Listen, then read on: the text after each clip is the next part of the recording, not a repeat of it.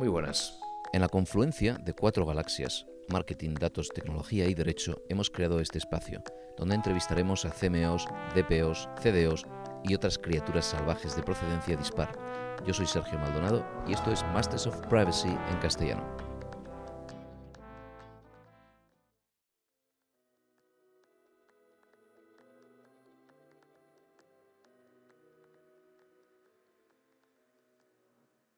Hoy tenemos a Marcos Judel, que es abogado, socio de Audens, especializado en protección de datos y entornos digitales desde 2009 y experto en negociación, defensa jurídica y litigación.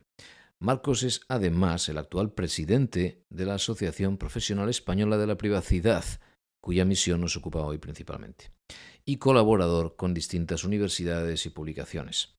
Con Marcos hemos revisado el origen y razón de ser de la APEP, por tanto, Asociación Profesional Española de la Privacidad, el contraste de esta asociación con la IAPP y otras agrupaciones profesionales internacionales, la evolución del rol del profesional de protección de datos, sea delegado de protección de datos o no, y el creciente abanico de disciplinas que encuentran cobijo en la APEP y en general en la profesión.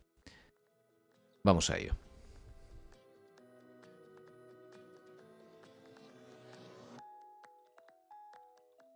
Marcos, gracias por venir. Gracias, Sergio. Gracias por la invitación. Un placer.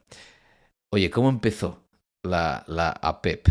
¿Qué es? ¿Cuál es el origen? O si quieres darnos una pequeña introducción a esto, ¿de dónde viene? Pues tenemos que remontarnos a 2009 y un grupo de profesionales dedicados a la protección de datos de distintas especialidades, de distintos ámbitos, sector público, sector privado, jurídicos, técnicos, académicos, pues nos juntamos para montar la Asociación Profesional Española de Privacidad con pues, un doble objetivo que pensábamos entonces. Por un lado, pues dotarnos a los profesionales de un estatus especial, eh, de algo que no existía. Antes no había DPOs, antes no había Chief Privacy Officers, ni había, no, éramos pues un poco una rara avis, que se llamaba cuando había unas cosas relacionadas con una tecnología y no había el boom de la economía del dato que hay ahora, ¿no? Y en relación a eso, pues también teníamos el objetivo de promover una cultura de la privacidad en la empresa, en la administración pública, para precisamente pues impulsar la figura de los profesionales de la protección de datos. Claro, esto hay que ponerlo en contexto, que es lo que decía, era algo muy novedoso, era una cosa desconocida, no había la cultura que hay ahora en protección de datos, no existían estos fantásticos podcasts. Sergio, los medios de comunicación no traían noticias a primera plana sobre aspectos relacionados con la privacidad. En fin, pues éramos muy pocos. Lo montamos 80 pensando que había esta necesidad y vimos la oportunidad para tener pues, un foro de reconocimiento de nuestra, de nuestra profesión, para formarnos, para poder aspirar a pues aportar en cuestiones legislativas y en relaciones con el regulador. Y bueno, pues tantos años después creo que si echamos la vista atrás no nos hemos equivocado. Claro, ahora suena visionario. Yo escucho mucha queja en Europa por el tema de la IAPP, ¿no? Porque a nivel... Claro, Estados Unidos es muy grande y aunque el GDPR fuera europeo, parece que quien más ha capitalizado la avalancha del GDPR ya paradójicamente es una asociación estadounidense, ¿no? Y ellos lo reconocen, ¿no? Dicen, esto de la revolución de la protección de datos en Europa nos ha beneficiado tremendamente, la gente se ha subido al carro, las certificaciones de la IAPP han explotado. Una paradoja, ¿no? Pero bueno, siempre ha habido, yo siempre me queda esta duda, ¿no? Porque he vivido esto en otros ámbitos profesionales. Como España tiene un cierto carácter especial, el castellano al final se impone, es un país donde cuesta mucho abrirse a otros idiomas. Esto es algo que no se puede armonizar de forma tan frívola o tan a la ligera, porque al final hay una tradición jurídica por detrás, ¿no? De esto. ¿Cómo ves Sí, tú ese contraste, ¿no? es Entre... que, Sí. pues mira, tienes razón en una cosa. Yo creo que el reglamento, a ver, nosotros desde APEP estuvimos aportando al legislador europeo desde las distintas posiciones y versiones del reglamento, pues un montón de cosas. ¿Vale? Ahí empezamos a luchar pues, muchos aspectos del delegado de protección de datos, que de hecho nosotros pues queríamos, en las primeras versiones no era un perfil interno exclusivamente interno para determinados tipos de empresas. Nosotros luchamos para que fuese también externo y además gradual, que fuese a tiempo parcial, ¿no? Eh, pero en toda esta evolución de las primeras versiones del reglamento hasta la aprobación final, nos fuimos dando cuenta de que, a ver, esto es Europa, y Europa hay entonces 28 países con unas culturas, lo que tú decías, con una cultura, con una tradición jurídica muy diferente. Y de hecho, para a los españoles nos ha costado mucho eh, la adaptación al nuevo reglamento, pero por otro lado no tanto. Me explico. El reglamento trae una serie de cosas que o sea, nosotros venimos de una tradición jurídica, de unas normas taxativas, regladas, con un reglamento, con una LOPD del 99, con un reglamento de desarrollo que te dice que las medidas son estas, tal. Claro, ahora, vista la Nivel vuelta bajo, atrás, medio, y, alto, medio, ¿verdad? y tienes que Aquello. hacer A, B y C, y si Sí. es el medio, además tal, y si es el alto, además tal. No, ahora pasamos a una accountability, a una responsabilidad activa, a un analice el riesgo y aplique medidas adecuadas para rebajar ese riesgo. Claro, esto, desde un punto de vista jurídico, de un abogado que está acostumbrado a unas normas así, esto revienta la cabeza a cualquiera. Eso, pues, por un lado. Pero por otro, claro, ahora visto hacia atrás, la LOPD y su reglamento de desarrollo, en comparación con el reglamento, es un pinta y colorea y no te salgas de la raya. Pero ¿qué pasa? En España teníamos desde siempre una agencia de protección de datos muy combativa, una agencia de protección de datos de las más duras de Europa en cuanto a sanciones, una agencia de protección de datos que con sus informes, con sus multas, con sus resoluciones, con sus procedimientos, nos puso durante muchos años las pilas. Y no solo eso, sino que además también, cuando no se estaba de acuerdo, se acudía a los tribunales, a la Audiencia Nacional, al Tribunal Supremo, que iban fijando también jurisprudencia. ¿Esto qué nos ha permitido a los españoles? Posicionarnos como unos verdaderos cracks en protección de datos.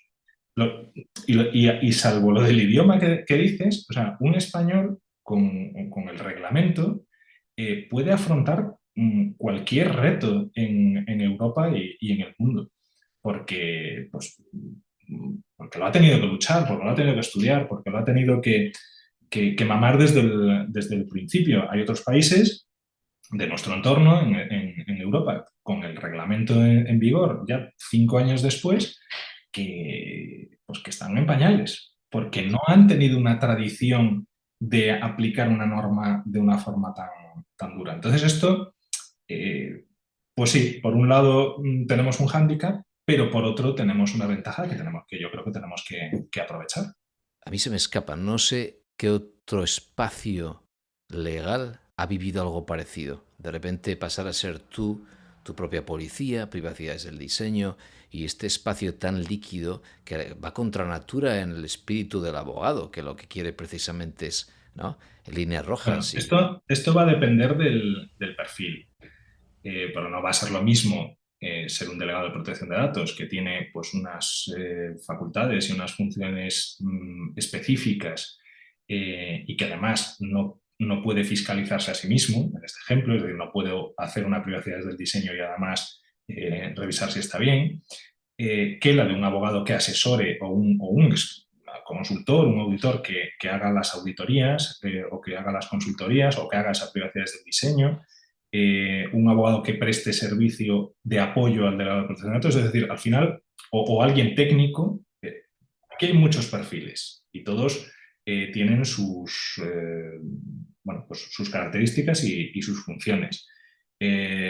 Sin lugar a dudas, sí comparto contigo en que el delegado de protección de datos que era una figura que ya existía en Europa, sobre todo en Alemania. Alemania de siempre, para con otras funciones y con otras especificaciones, pero ya existía. Claro, aquí es una cosa nueva. De repente ponen a un señor, diga, usted vigile aquí que se cumple todo esto. Dices, ostras, primero, esto supone un gran reto para los profesionales. O sea, para un abogado o para alguien que quiera dedicarse a ser delegado de protección de datos en una empresa, en una administración pública, esto es un reto tremendo. Primero, porque tiene que conocer al dedillo esa empresa o esa administración, lo que hace, cuáles son sus cualidades, sus desarrollos, su negocio.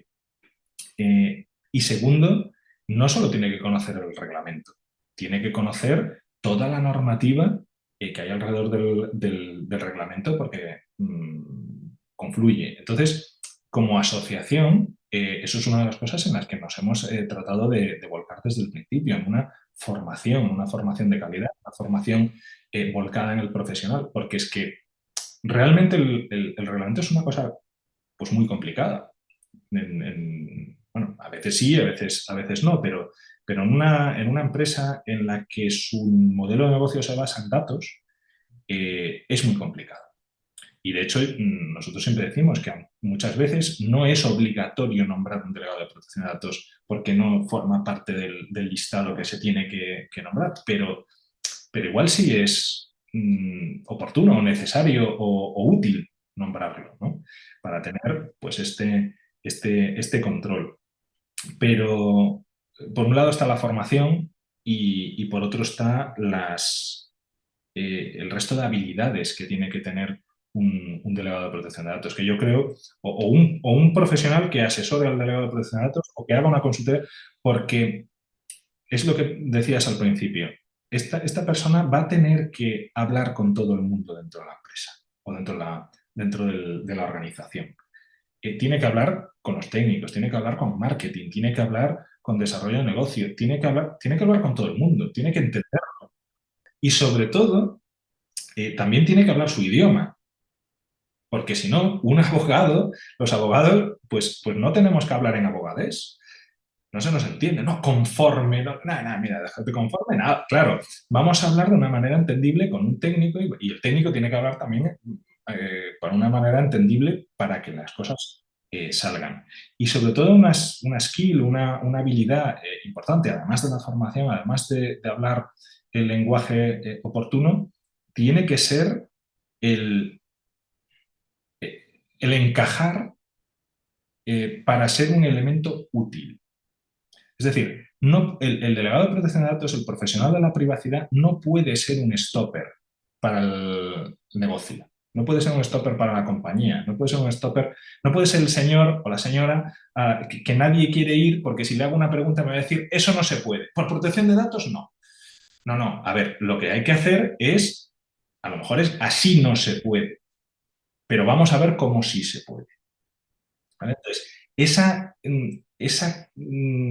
matiz es muy importante porque esto también es introducir la cultura de la privacidad en las organizaciones de una forma en la que se vea como un elemento estratégico, como un valor añadido, como una seña de identidad que permite mejorar. Desde la asociación has visto, Marcos, a lo mejor una mutación del profesional. A medida que formáis a gente y has visto nuevas generaciones de gente llegar, ¿es posible que exista un profesional pre-2016 o pre-2018 que venía ya con todo la tradición jurídica y un abogado más como lo hemos conocido siempre, y que ahora haya una nueva criatura, por pensarlo así, donde se forma un tipo de abogado que puede o no ser DPO, pero que piensa a nivel en riesgos, entiende la tecnología, se puede infiltrar en un equipo de producto y puede comprender los riesgos, hacer un PIA.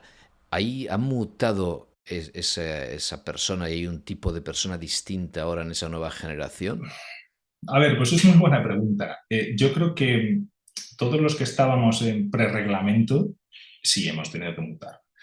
Y el que no lo ha hecho ha tenido que desaparecer del mercado fijo, porque evidentemente, o sea, no puedes hacer una PIA primero sin entenderlo, sin saber qué es, para qué es, no sé, es que hay que cambiar el chip completamente. Por otro lado, pues la generación por reglamento, que ya la hay, por supuesto, o sea, toda de 5 años, pues todos los nuevos, las nuevas jornadas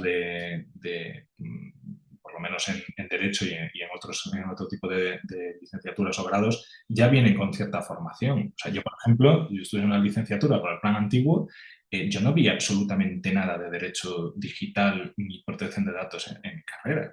Para nada. Tuve que hacer un máster especializado. Ahora hay Exacto. grados que ya salen con un módulo pues, normal, redes sociales, si es que al final son nativos digitales.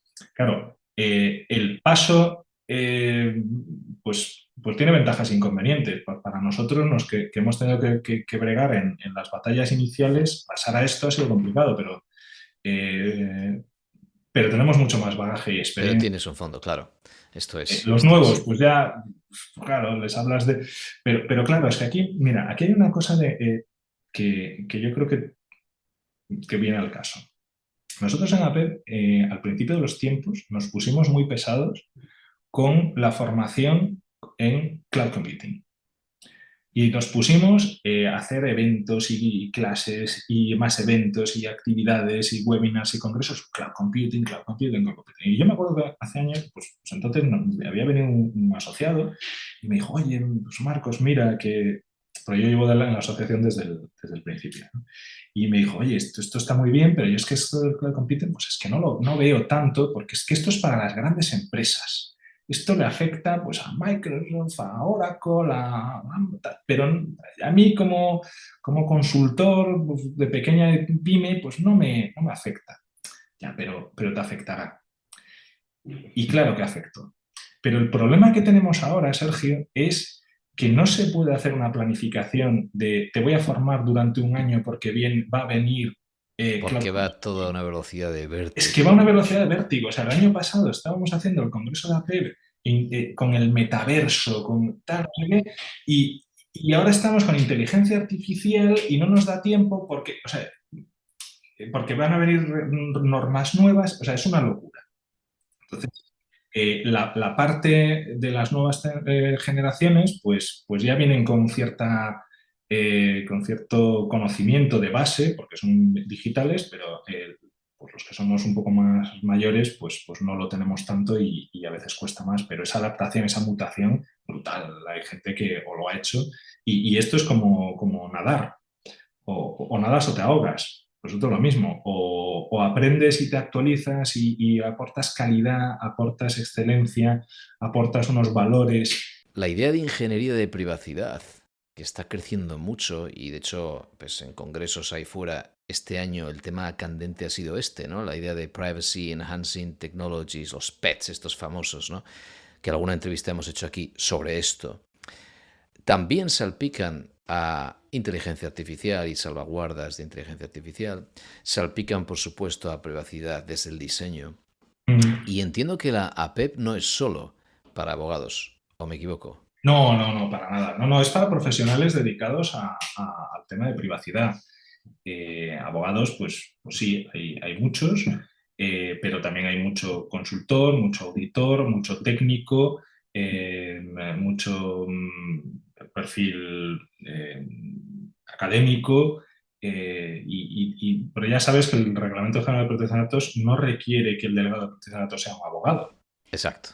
Eso hay un perfil pues muy diverso y de hecho ahí también está la ventaja de Apple, que podemos aprender de los múltiples perfiles. Una de las cosas que más invertimos es en esa formación, una formación de profesionales para profesionales, intentando meter pues la parte técnica, porque es lo que decía antes. O sea, si tú no sabes, si tú vas a ser DPO de un IBEX, por ejemplo, o no, o de una startup, me da igual.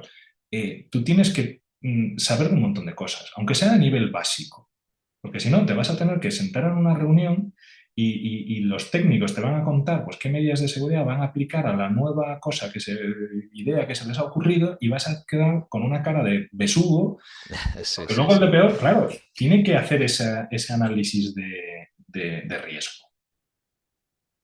Análisis de riesgo que no es sencillo, ¿no? El coger, levantar el dedo y decir, bueno, pues sí, me parece, esto es alto. No, no. Sí.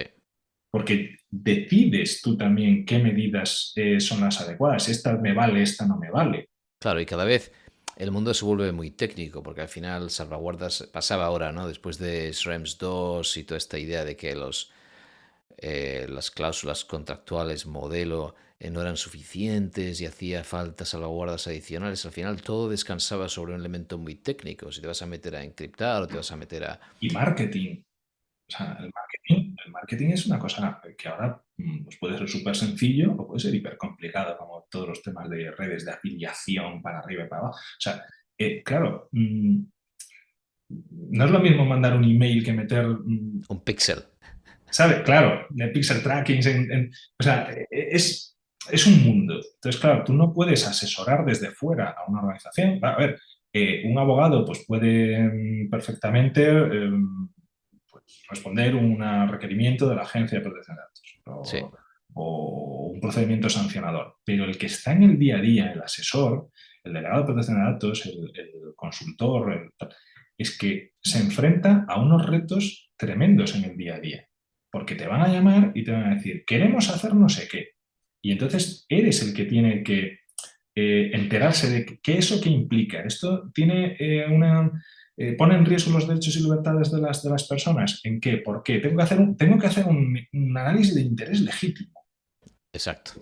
Y no hay un sistema en el que, como en el reglamento de la LOPD, que me diga A, B, C, este sí, este no. No, no, es que tengo que hacerlo yo y me lo tengo que inventar, y tengo que justificarlo yo. ¿Por qué yo considero que una cámara de videovigilancia con una inteligencia artificial pueda captar tu imagen de un autobús para medir el tráfico de no sé qué? Porque eso yo considero que sí y eso es válido y otra persona a lo mejor no. Ahí es una cosa tremendamente complicada. Sí, sí. ¿Y tú ves que se absorba desde la APEP? O sea, entiendo entonces que sí, que la respuesta es que va a haber cada vez más evolución a integrar diferentes perfiles en la APEP y que la cosa vaya, ¿no?, adaptándose a la necesidad del mercado. ¿Tú crees que se absorberán las capacidades, las necesidades de la adecuación normativa de la inteligencia artificial? Hay mucho debate estos días, ¿no?, de que le ha caído a la DPO el lío de la inteligencia artificial porque no había nadie en su sitio que supiera gestionar riesgos y entender la ley. ¿Tú Claro, ves esto esto? es lo que ha pasado, esto es lo que pasó en 2009, que decía antes. Oye, ha caído aquí una cosa de datos y esto a quién se le da. Pues esto es lo mismo, ¿no?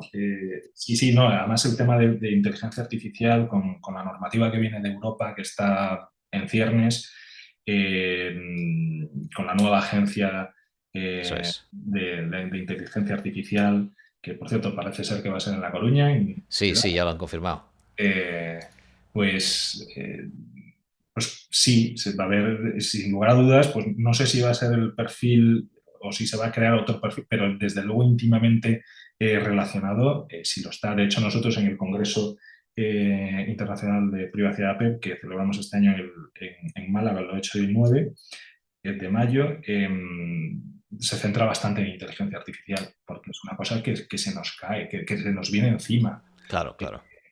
que se nos viene encima. Muy bien. Vale. ¿Y qué más, por terminar? ¿Cómo ves que evolucione la APEP? ¿Ves mayor confluencia con otros países? ¿Ves tal vez algún tipo de hermandad con otras asociaciones? ¿O eso no lo ves posible? ¿Cómo lo ves? A ver, sí, sí, porque lo tenemos. Te cuento. O sea, APEP es desde pues, casi los orígenes, de hace, no sé, estamos hablando de 2012, 13 me parece, hablo de memoria, 12 o 13. Es miembro fundador de la Confederación Europea de Asociaciones de Protección de Datos, que es CEPO, que es, pues somos 10 asociaciones europeas que nos juntamos precisamente para en conjunto tratar de influir en el legislador europeo. De hecho, pues eso es una de las cosas que comentaba antes, ¿no? Que toda la figura del DPD, que pudiese ser externo, que pudiese ser compatible con otras cosas, pues eso era una de las cosas que luchábamos, que no se fuese limitado a una sola tipo de empresas, en fin. Entonces, eso es importante. Y APEP tiene que estar liderando, como lo está haciendo en Europa, la posición de lobby para seguir pues, que se tenga en cuenta el profesional de la privacidad y sus funciones en las nuevas normas que están saliendo. Pero por otro lado, estamos mirando también mucho a Latinoamérica. De hecho, Claro, Latinoamérica está ahora mismo pues, en muchos países regulando o re-regulando o haciéndolo por primera vez todo el tema de privacidad, de protección de datos, y es un hecho que el reglamento se ha convertido en un referente mundial. Entonces están mirando hacia aquí y APEP pues está también haciendo labores de formación y de certificación a compañeros de allá a través de una colaboración, de un convenio de hermandad casi con la Asociación Latinoamérica de Protección de Datos, con ADAPA. Y luego, a ver, hay otras cosas que, bueno, pues también tenemos que, insisto, o sea, formación, sobre todo también calidad. O sea, el APEP, una de las cosas que queremos es un profesional cualificado, un profesional comprometido con un código ético, con calidad, con excelencia, porque lo que hace uno en el mercado, lo que hace un individuo en el mercado afecta a todos. Y lamentablemente, pues hay un montón de cursillos de DPO Express de unas horas, con cortapegas, hay asociaciones chiringuitos de DPDs, auditorías express de estas de hay, folletito de barrio, sí, que he visto de todo yo ya. vamos, hay DPDs que te hacen un año de protección de datos para una universidad por 300 euros. Hay DPDs de 900 responsables. Entonces, hay quien en el mercado se dedica a hacerse pasar por un inspector de la Agencia de Protección de Datos que te vamos a venir a sancionar si no te adecuas con esta empresa. El coste cero, los fraudes en base a créditos de formación. Y todo esto afecta y ahí pues hemos estado luchando un montón, y de hecho pues una de las cosas que conseguimos fue que se introdujese en la nueva LOPD de 2018 la disposición adicional 16ª que modificaba la ley de competencia desleal para incluir como dentro de las definiciones de prácticas agresivas pues este tipo de comportamientos y que se pueda luchar, ¿no? En fin, hay un montón de cosas, pero yo insisto, formación para poder dar un buen servicio, o sea, un DPD, un DPO, un asesor del DPO, un abogado, un CISO, un técnico, el que sea que esté metido en temas de protección de datos en una administración pública o en una empresa, o sea, tiene que estar actualizado, tiene que estar formado, porque es que si no se va a quedar fuera. Esto es un mundo completamente nuevo, nuevo cada día, muy complicado, y o estás en la onda o no estás. Muy bien, muy bien. Es un buen resumen. Pues muchas gracias. Nos asomaremos a todo lo que se cuece en la PEP, a ver qué más hay ahí. Estoy seguro que hay para todos. Gracias por toda la introducción y toda la presentación a los Muchas gracias a oyentes. ti, Sergio, ha sido un placer. Gracias. Hasta aquí hemos llegado. Hoy puedes consultar las notas del episodio en mastersofprivacy.com y si te apetece puedes seguirnos en LinkedIn o en Twitter, puedes enviarnos sugerencias para futuras entrevistas o temas y todo ello bienvenido. Gracias y hasta la próxima.